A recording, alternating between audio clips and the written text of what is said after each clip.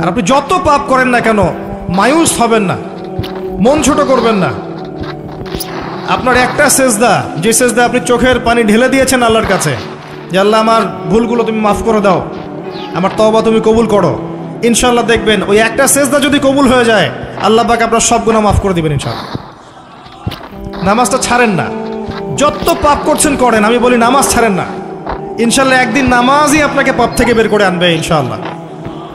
আর শয়তান আপনাকে হতাশ করতে চাইবে, শয়তান আপনাকে হতাশ করতে চাইবে যে তুই তো গার্লফ্রেন্ডের সাথে কথা বললি, রাতের বেলা পর্ন দেখলি, তুই তো ফ্রি মিক্সিংয়ে আছিস, তুই মাদক দ্রব্য খাচ্ছিস, তুই কাজে ফাঁকি মারিস, তুই ট্যাক্স আদায় করিস নাই, দুর্নীতি করছিস, তুই আবার নামাজ পড়বি কেন? শয়তান আপনাকে এগুলো বোঝাবে কিন্তু, যে নামাজ তো আমার শোভা পায় না, আমি তো অনেক পাপী মানুষ।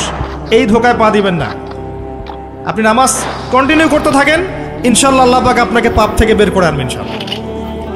ওই নামাজটা যদি ছেড়ে দেন তাহলে আর কোনো হাতিয়ার বাকি থাকবে না। আপনি যত পাপ করেন না কেন মায়ুস হবেন না, মন ছোট করবেন না। আপনার একটা সেজদা, যে সেজদা আপনি চোখের পানি ঢেলে দিয়েছেন আল্লাহর কাছে, যে আল্লাহ আমার ভুলগুলো তুমি মাফ করে দাও, আমার তওবা তুমি কবুল করো, ইনশাআল্লাহ দেখবেন ওই একটা সেজদা যদি কবুল হয়ে যায় আল্লাহ পাক আপনার সব গুনাহ মাফ করে দিবেন ইনশাআল্লাহ। হতাশ হবেন না, শয়তান হতাশ করতে চাইবে মানুষকে, শয়তান মানুষকে হতাশ করতে চাইবে। এমনকি আপনার যদি পাহাড়ের পরিমাণ ঋণ থাকে, ওই ঋণ শোধ করার ব্যবস্থা আল্লাহ পাক করে দিবেন ইনশাআল্লাহ।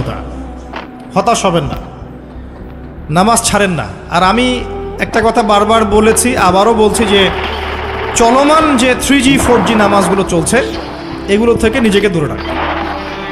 সব এখন ডিজিটাল, নামাজও ডিজিটাল,